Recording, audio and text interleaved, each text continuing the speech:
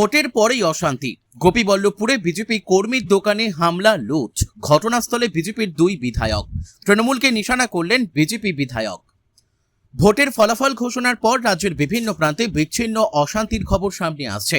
রাজনৈতিক প্রতিদ্বন্দ্বিতার জেরে কোথাও কোথাও উত্তেজনা চরমে পৌঁছাচ্ছে বলে অভিযোগ।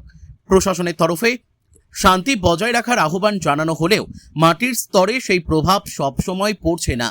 এই প্রেক্ষাপটেই ঝাড়গ্রাম জেলার গোপীবল্লভপুর এলাকায় এক ব্যক্তির দোকানে ভাঙচুর ও লুটপাটের ঘটনাকে ঘিরে চাঞ্চল্য ছড়িয়েছে।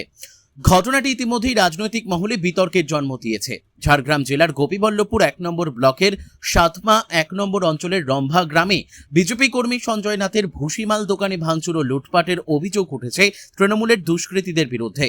ঘটনাকে কেন্দ্র করে এলাকায় চরম উত্তেজনা ছড়ায়। এদিন ঘটনাস্থলে পৌঁছান ঝাড়গ্রাম বিধানসভার বিজেপি বিধায়ক লক্ষ্মীকান্ত সাহু এবং নয়াগ্রাম বিধানসভার বিজেপি বিধায়ক অমিয় কিসকো। তারা ক্ষতিগ্রস্ত দোকানটি ঘুরে দেখেন এবং দোকানদার সঞ্জয় নাথের সঙ্গে কথা বলেন। এদিন ঝাড়গ্রাম বিধানসভার বিজেপি বিধায়ক লক্ষ্মীকান্ত সাহু প্রথমে নিজের গ্রাম বাবুডুমরোতে গিয়ে মা বাবার আশীর্বাদ নেন। এরপর সেখান থেকে সরাসরি রম্ভা গ্রামে এসে আক্রান্ত বিজেপি কর্মীর দোকান পরিদর্শন করেন।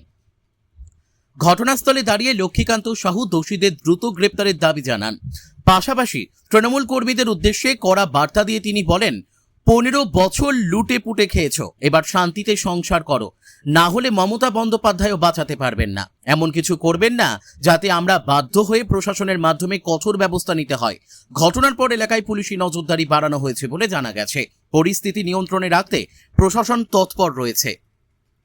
অভিযোগ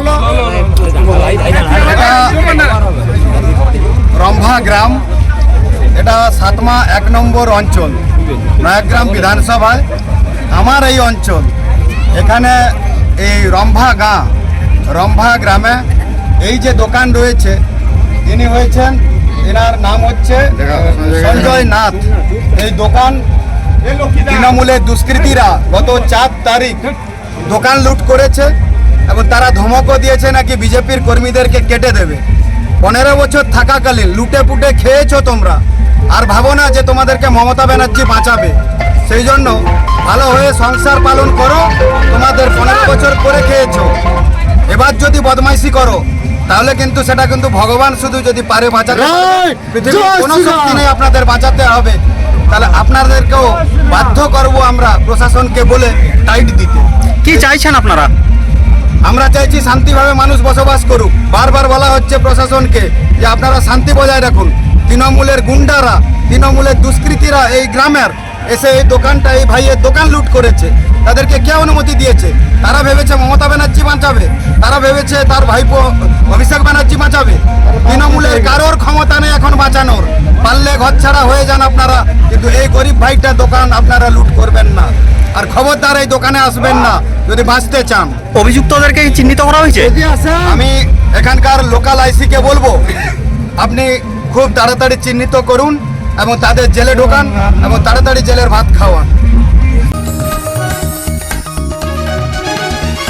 आप देख रहे हैं न्यूज़ UNI।